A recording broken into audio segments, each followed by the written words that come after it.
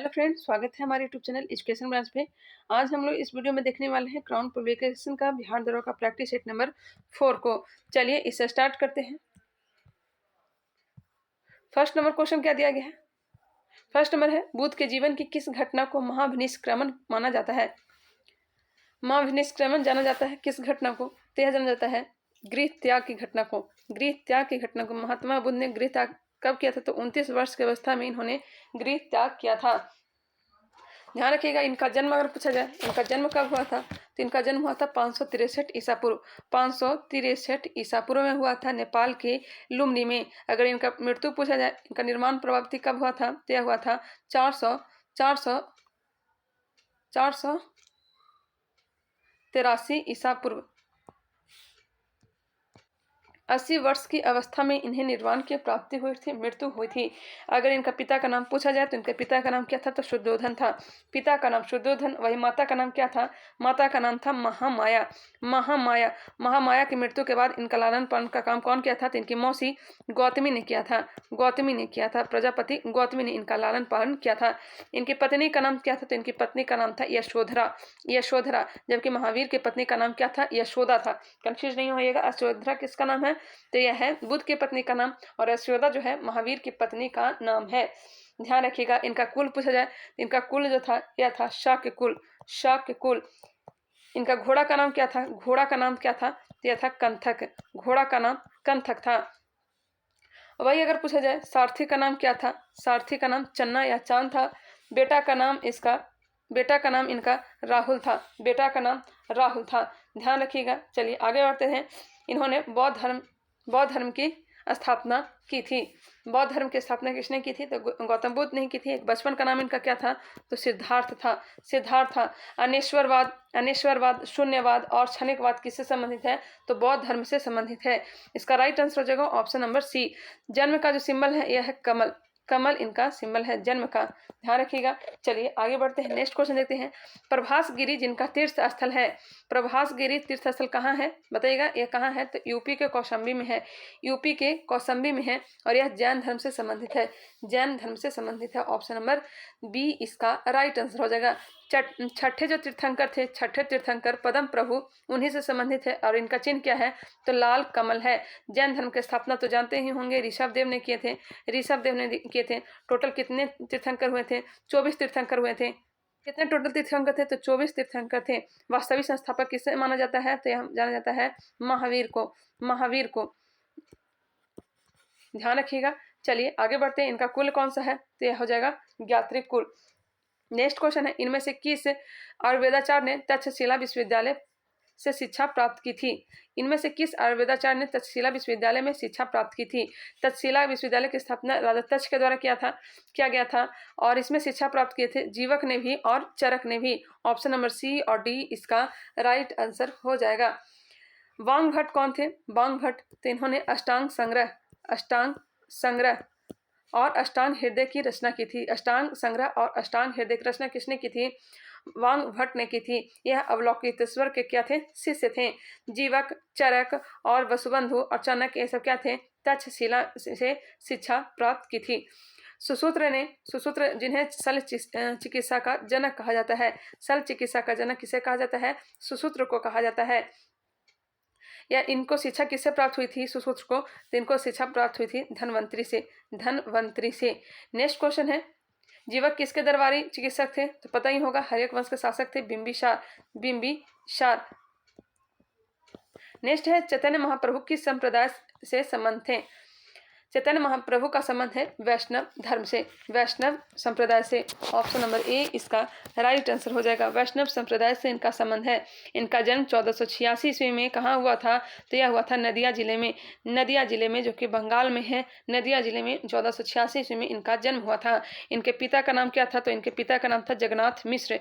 जगन्नाथ मिश्र इनके पिता का नाम था। वही माता का नाम अगर पूछा जाए, माता का नाम क्या था? तो माता का नाम था सच्ची देवी। सच्ची देवी था। बचपन का नाम पूछा जाए, चैतन्य महाप्रभु के बचपन का नाम क्या था? तो निमाई था।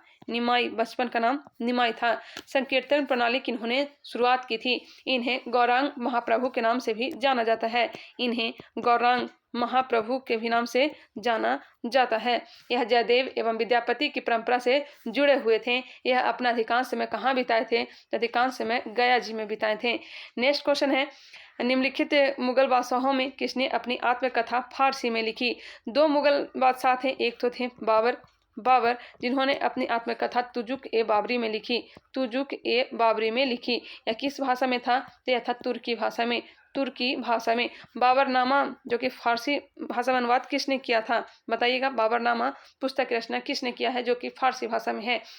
यहाँ पे पूछा जा रहा है किसने फारसी भाषा में अपना ये आत्मकथा लिखा है खुद से, तो यह हो जाएगा जहांगीर। तुजुक ए जहांगीरी जो पुस्तक है यह किसके द्वारा लिखा गया है? तो जहांगीर के द्वारा ही लिखा गया है, जो कि तुर्की भाषा में है। किस भाषा में? सॉरी, फारसी भाषा में है। फारसी भाषा में है। पूरा किसने किया था? तो बताए ही थे मोतविद खान ने। मोतवी खान ने इसे पूरा किया था। इसका राइट आंसर हो जाएगा option number C. Option number C इसका राइट आंसर हो जाएगा।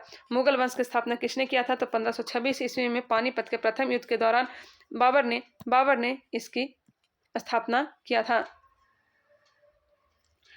बाबर ने लगातार 4 युद्ध लड़ा था, जिसका मैंने ट्रिक भी बताई थी। पान खा के चंदेरी घूमी। पान खा के चंदेरी घूमी। 1526, 1527, 1528 और 1529 पानीपत का प्रथम युद्ध। और फिर क्या हुआ था? खानवा का युद्ध। और 1528 में चंदेरी का युद्ध और 1529 में घाघरा का युद्ध। पानीपत का प्रथम युद्ध किसके साथ? इब्राहिम लोदी के साथ। 1527 में खानवा का युद्ध राणा सांगा के साथ। 1528 में चंदेरी का युद्ध मेदिनी राय के साथ। 1529 में कौन सा युद्ध हुआ था? तो यह हुआ था घाघरा का युद्ध अफगानों के साथ।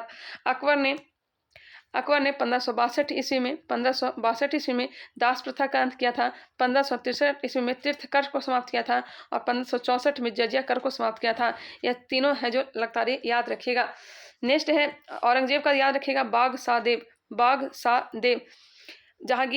जहांगीर के काल को क्या कहता था? चित्रकला का स्वर्ण काल कहा जाता था। न्याय के लिए इन्होंने सोने की जंजीर लगवाई थी। अष्टप्रधान नाम की मंत्रिपरिषद थी।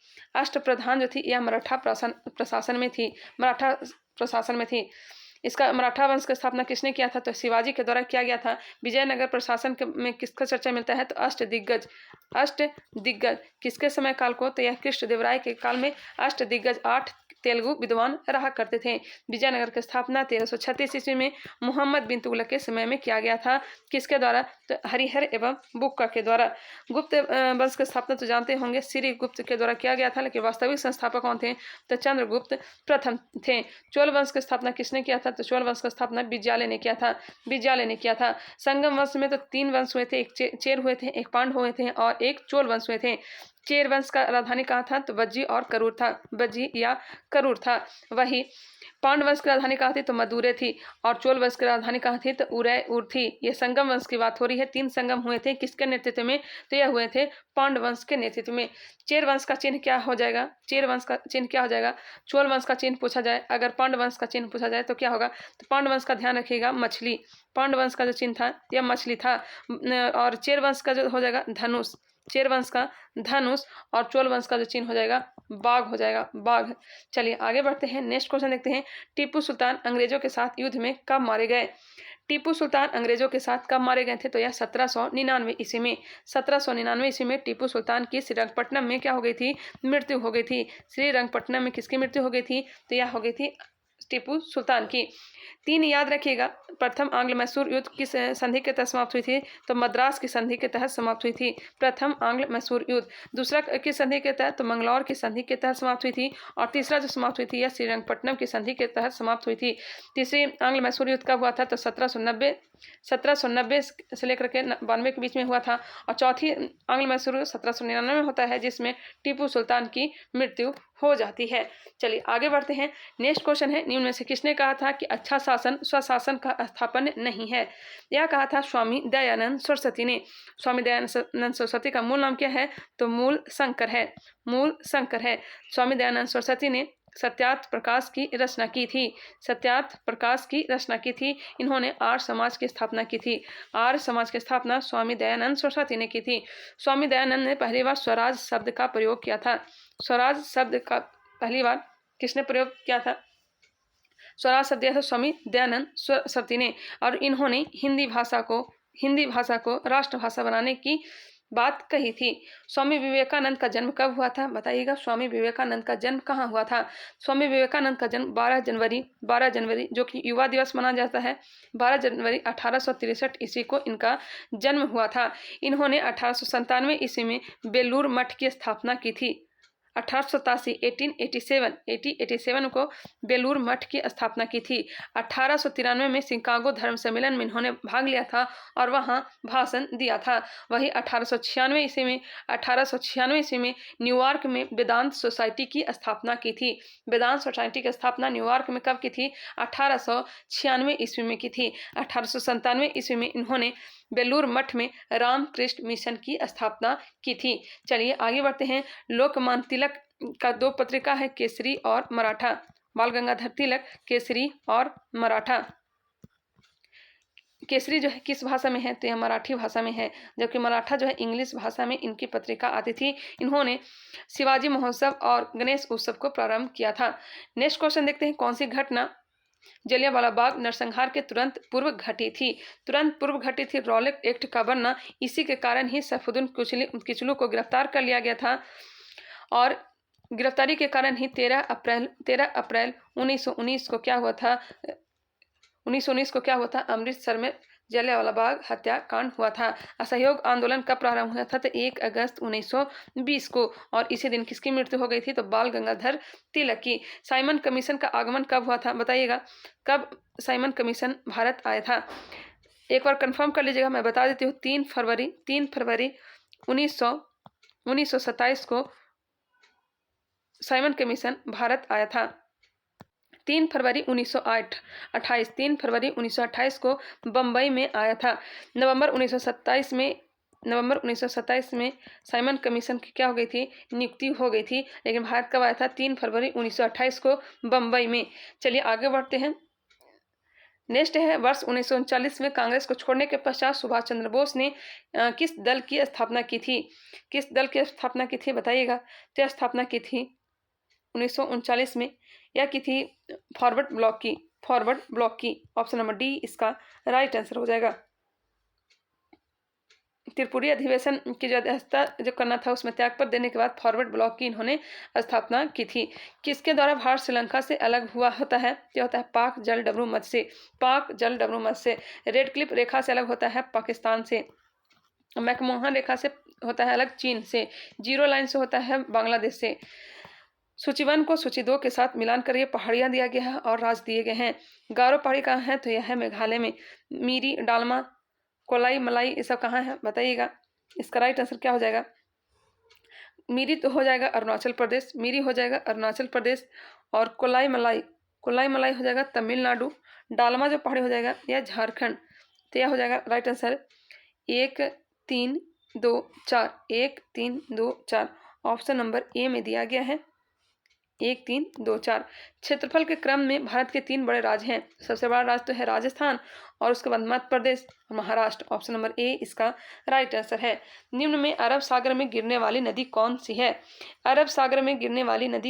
बताइएगा। अरब सागर में गिरने वाली नदी कौन सी है? गोदावरी, कृष्णा, महानदी जो है बंगाल की खाड़ी में गिरने वाली है, जबकि ताप्ती, नर्मदा कहाँ है? अरब खाड़ी में गिरने वाली है। नेक्स्ट क्वेश्चन है, एस्टुरी का निर्माण करती है ताप्ती नदी। भारत के उत्तरी मैदान में शीत ऋतु में वर्षा होती है। यह किस कारण से होती है? तो पश्चिमी विक्षोभ से। भाखड़ा नागल एक संयुक्त परियोजना है। भाखड़ा नागल बांध एक संयुक्त परियोजना है। यह हो जाएगा हरियाणा, पंजाब, राजस्थान और एक राज्य और जोड़ लीजिएगा हिमाचल प्रदेश। निम्नलिखित फसलों में से किससे हरित क्रांति का सर्वाधिक लाभ उत्पादन एवं उत्पादकता दोनों में हुआ? तो यह हुआ था गेहूं के उत्पादन में। ऑप्शन नंबर डी इसका राइट आंसर हो जाएगा। नेक्स्ट है, निम्नलिखित में कौन सी जोड़ी सुमेलित नहीं है? मक्का और राज दिया गया है। सोयाबीन उत्पादन में पहला स्थान तो हो जाता है मध्य प्रदेश का। कपास में हो जाएगा महाराष्ट्र। जूट में हो जाएगा पश्चिम बंगाल। मक्का उत्पादन में पहला स्थान उत्तर प्रदेश। इसका राइट आंसर दिया गया है ऑप्शन नंबर डी इसका राइट आंसर दिया गया है। एक बार मक्का का कंफर्म कर लीजिएगा। चलिए आगे बढ़ते हैं। निम्न राज्यों में से कौन सा राज्य भारत में सर्वाधिक सौर ऊर्जा का उत्पादक है? सौर ऊर्जा का सर्वाधिक उत्पादक कौन सा है? इसका राइट आंसर हो जाएगा option number D, Rajasthan. Rajasthan Bharat में सर्वाधिक सौर ऊर्जा का उत्पादन होता है, लेकिन कर्नाटक भी पहले नंबर पे आता है। कर्नाटक और राजस्थान में थोड़ा कंफ्यूजन है, देख लीजिएगा। चलिए आगे बढ़ते हैं। भारतीय गन्ना अनुसंधान संस्थान स्थित है। अनुसंधान संस्थान कहाँ स्थित है? तो यह लखनऊ में है। जबकि गन्ना प्रजनन अनुसंधान केंद्र कहाँ है? तो यह है कोयम्बटूर में। नेक्स्ट है, हमारी आकाशगंगा के केंद्र की परिक्रमा करने में सूर्य को कितना समय लगता है? तो यह लगता है 25 करोड़ वर्ष। 25 करोड़ वर्ष। हॉर्न ऑफ अफ्रीका के अंग कौन सा है? तो यह हो जाएगा सोमालिया, इथोपिया और Djibouti. Somalia, Ethiopia, Djibouti. Option number C इसका राइट आंसर हो जाएगा। नेक्स्ट है, और इस एक शामिल कर लीजिएगा, इथोपिया, सोमालिया, जिबूती। एक और याद कर लीजिएगा, इरिट्रिया। इरिट्रिया। निम्नलिखित में से कौन पक्षियों का महाद्वीप के नाम से जाना जाता है? पक्षियों के महाद्वीप के नाम से जाना जाता है दक्षिण अमेरिका। दक्षिण अमेरिका। यहाँ 9,000 पक्षी प्रजातियों में से 40% से ज़्यादा यहाँ पाई जाती है। भौगोलिक क्षेत्र की दृष्टि से जापान का सबसे बड़ा द्वीप कौन सा है? तो यह सबसे बड़ा द्वीप जो है यह है होन्शु। होन्शु है। ऑप्शन नंबर बी इसका राइट आंसर हो जाएगा। नेक्स्ट है, 1946 में निर्मित अंतरिम सरकार में कार्यपालिका परिषद के उप सभापति थे। उप सभापति कौन थे? बताइएगा कौन थे? तो यह थे Jawaharlal Nehru. Option number A इसका राइट आंसर हो जाएगा।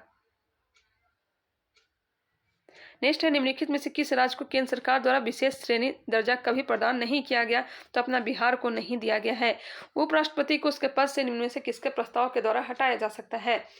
उपराष्ट्रपति को उसके पद से निम्न से किसके प्रस्ताव द्वारा हटाया जा सकता है? बताइएगा। तो यह हटाया जा सकता है राज्य मंत्रिपरिषद के। लोकसभा के अध्यक्ष को कैसे हटाया जा सकता है? लोकसभा के अध्यक्ष को कैसे हटाया जा सकता है? लोकसभा के सभी सदस्यों के बहुमत से पारित संकल्प के द्वारा। इसका राइट आंसर बिल्कुल सही आंसर हो जाएगा ऑप्शन नंबर बी, अनुच्छेद 94। अनुच्छेद 94 में अध्यक्ष और उपाध्यक्ष के पद रिक्त होने के प्रावधानों का उल्लेख किया गया है। चलिए आगे बढ़ते हैं। इसके लिए पहले ही 14 दिन पहले ही क्या अवगत कराना होता है लोकसभा अध्यक्ष को? नेक्स्ट है, सूची 1 को सूची 2 के साथ सुमेलित कीजिए।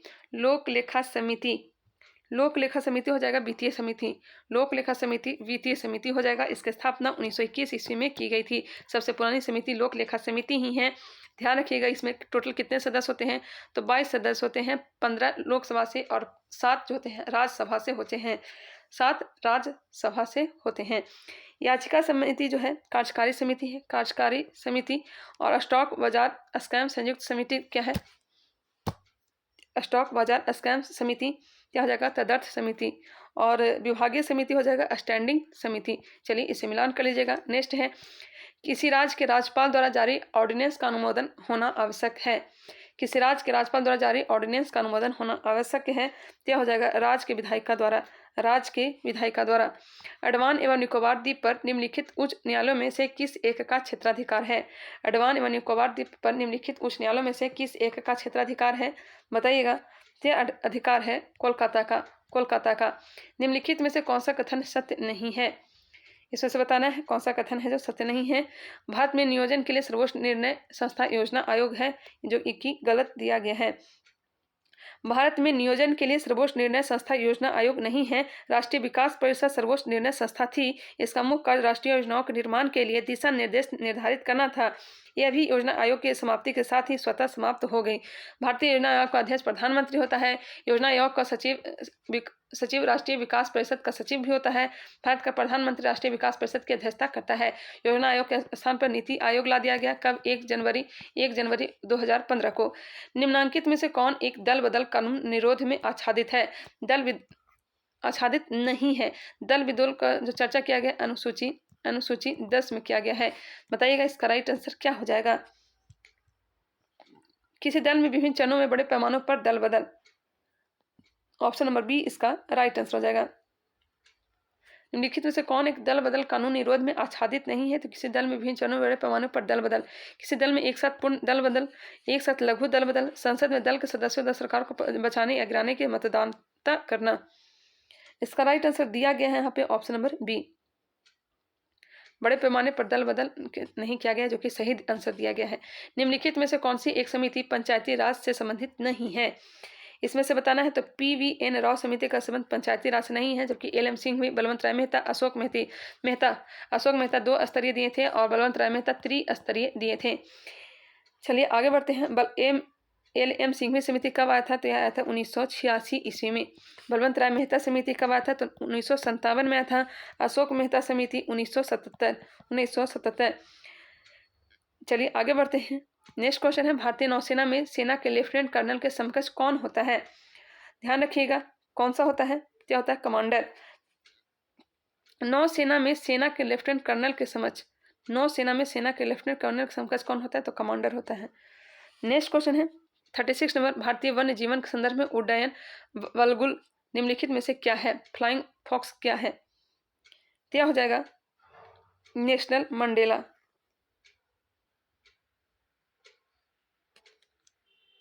भारतीय वन्यजीव उड्डयन वल्गुल निम्न से क्या है? 1 मिनट। इसका राइट आंसर हो जाएगा ऑप्शन नंबर ए, चमगादड़। इंडियन फ्लाइंग फॉक्स चमगादड़ों की एक प्रजाति है जो चीन, भारत, बांग्लादेश, मालदीव, नेपाल, पाकिस्तान, श्रीलंका में पाई जाती है। इसे ग्रेटर इंडियन फ्रूट बैट के नाम से भी जाना जाता है। सर्वप्रथम किस विदेशी को भारत रत्न से सम्मानित किया गया?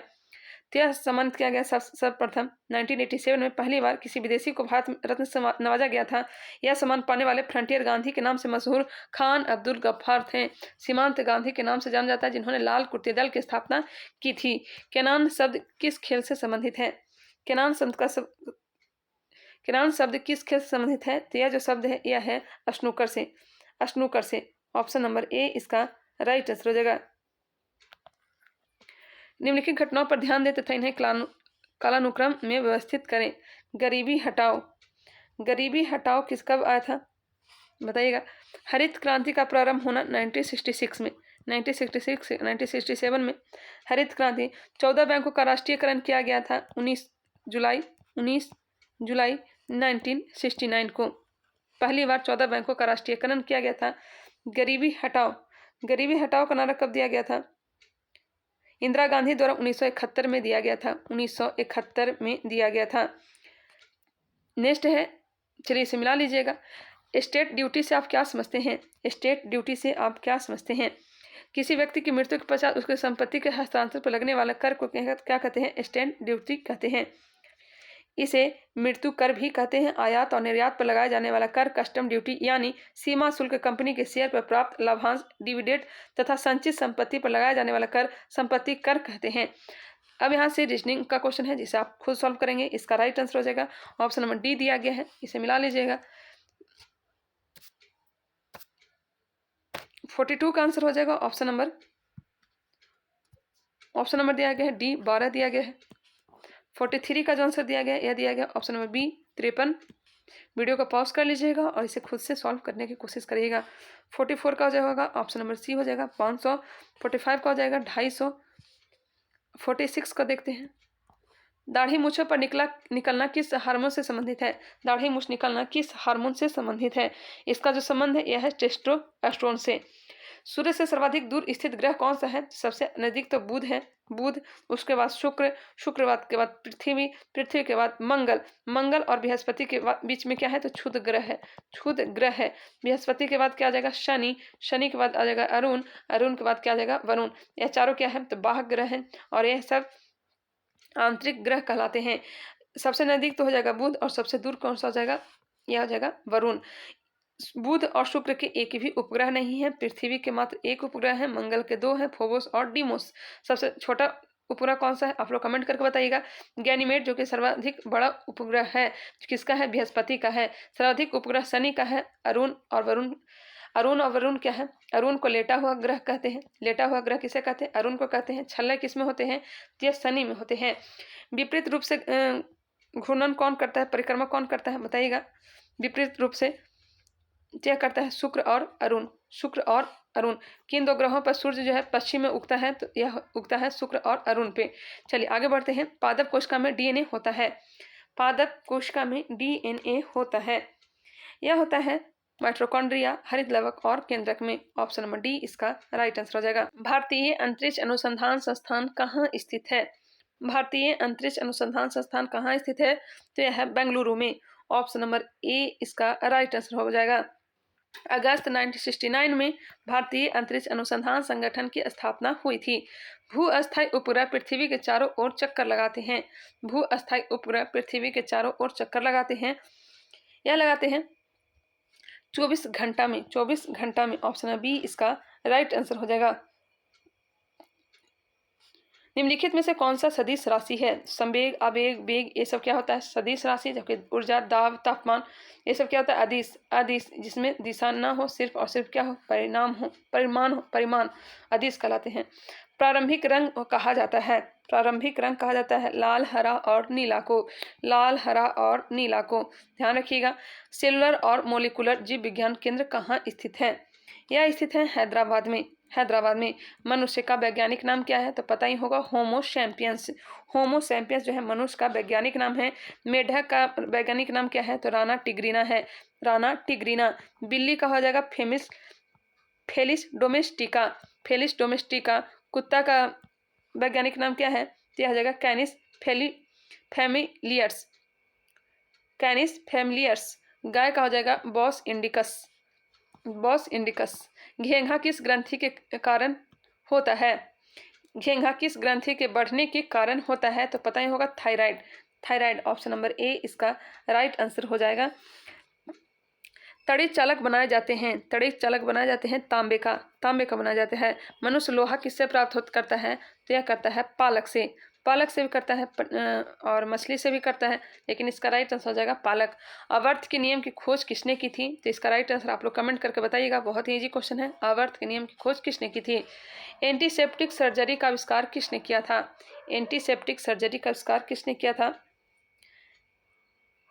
इसका राइट आंसर दिया गया है जोसेफ लिस्टर। एंटीसेप्टिक सर्जरी का आविष्कार किसने किया था? तो जोसेफ लिस्टर ने। हेपेटाइटिस रोग में शरीर का कौन सा अंग प्रभावित होता है?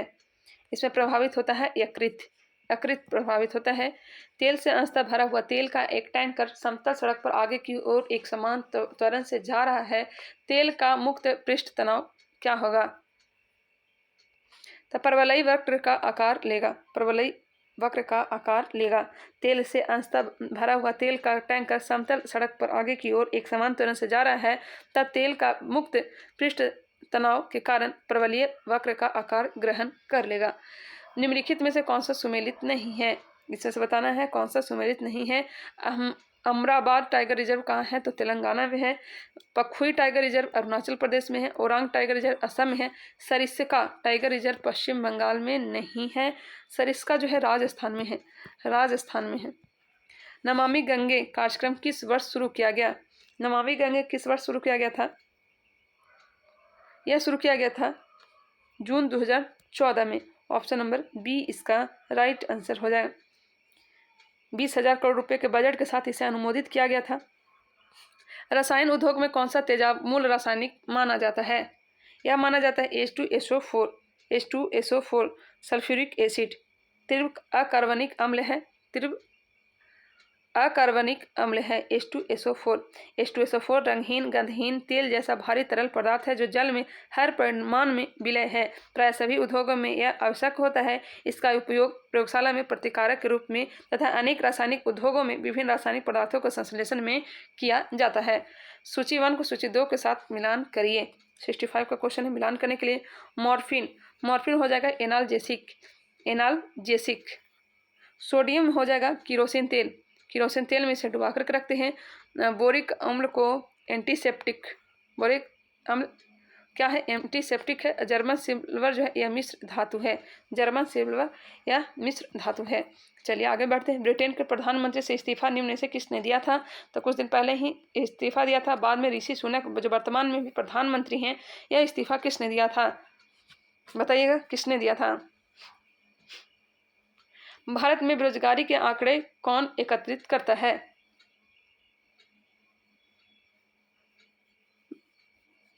भारत में बेरोजगारी के आंकड़े कौन एकत्रित करता है? पता ही होगा NSSO। नीति आयोग 1 जनवरी 2015 योजना आयोग के स्थान पर आया था। 2021 में भारतीय नागरिक का त्याग करने वाले 2021 में भारतीय नागरिकता का त्याग करने वाले भारतीय नागरिकों को शीर्ष पसंद का देश कौन सा है? तो यह पसंद है Canada. Canada option number A इसका राइट आंसर हो जाएगा।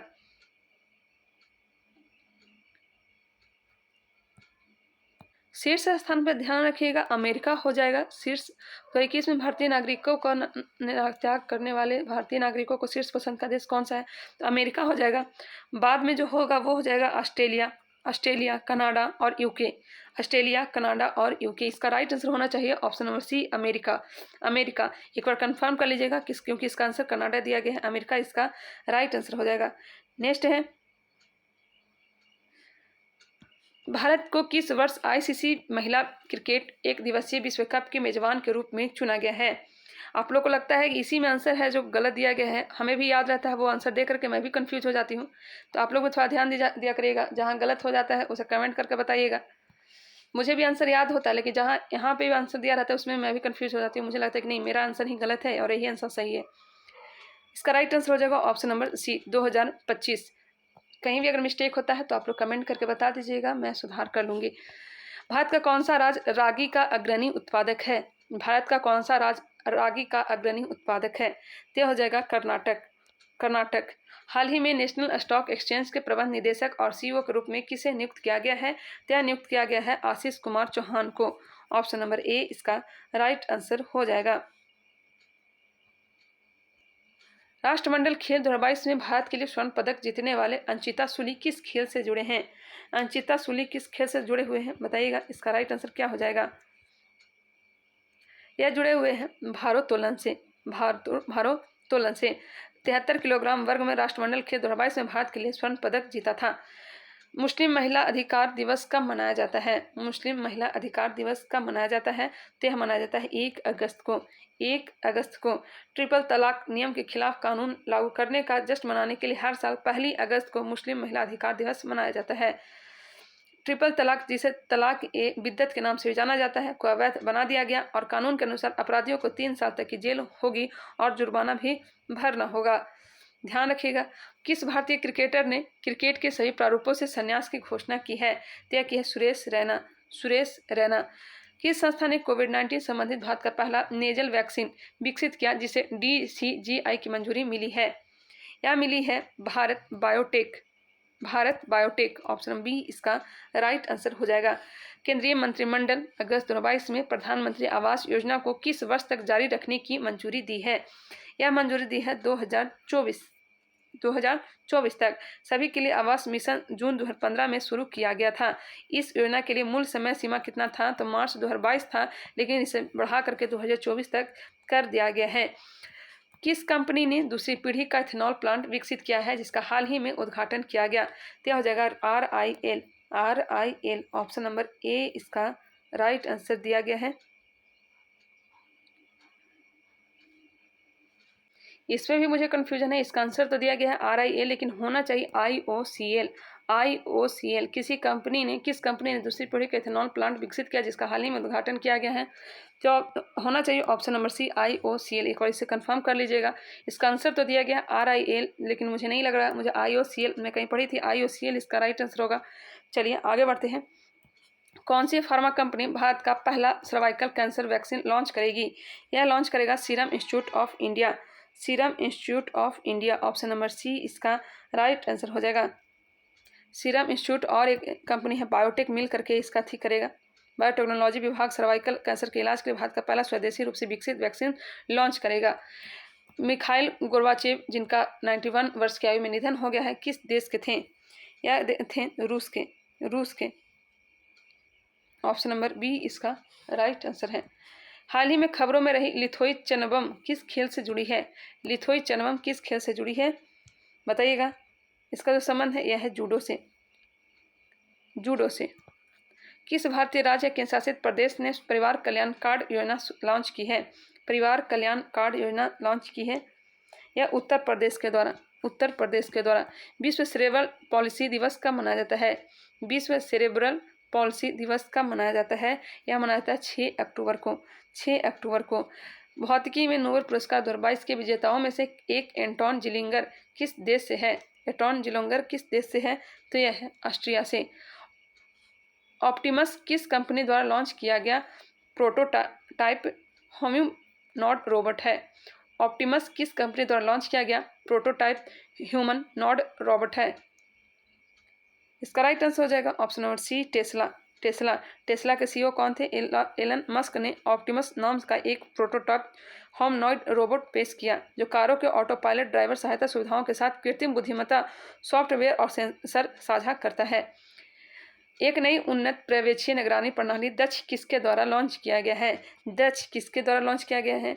पता ही होगा, तो रिजर्व बैंक के द्वारा लॉन्च किया गया है। गवर्नर कौन है? तो शक्तिकांत दास है। एशिया के सबसे बड़े कंसप्रेस्ड बायोगैस प्लांट उद्घाटन किस राज्य में किया गया है? एशिया के सबसे बड़े कंसप्रेस्ड बायोगैस प्लांट उद्घाटन किस राज्य में किया गया है? यह किया गया है पंजाब में। हरदीप सिंह पुरी ने पंजाब के संगरूर में एशिया के सबसे बड़े कंप्रेस्ड बायोगैस प्लांट का उद्घाटन किया है। भारतीय मूल के लीडर लियो वाराडकर को किस देश के प्रधानमंत्री के रूप में चुने गए हैं? लीडर लियो वाराडकर को किस देश के प्रधानमंत्री के रूप में चुना गया है? तो हो जाएगा आयरलैंड। प्रधानमंत्री नरेंद्र मोदी ने किस शहर में गृह प्रवेश कार्यक्रम शुभारंभ किया है? गृह प्रवेश कार्यक्रम अगरतला में। ऑप्शन नंबर ए इसका राइट आंसर हो जाएगा। अगरतला किसकी राजधानी है? आप लोग बताइएगा। National animal resource facility for medical research का उद्घाटन किस शहर में किया गया है? यह किया गया है हैदराबाद में। यूनाइटेड नेशन ने भारत की किस पहल को टॉप 10 वर्ल्ड रेस्टोरेशन फ्लैगशिप में स्थान दिया है?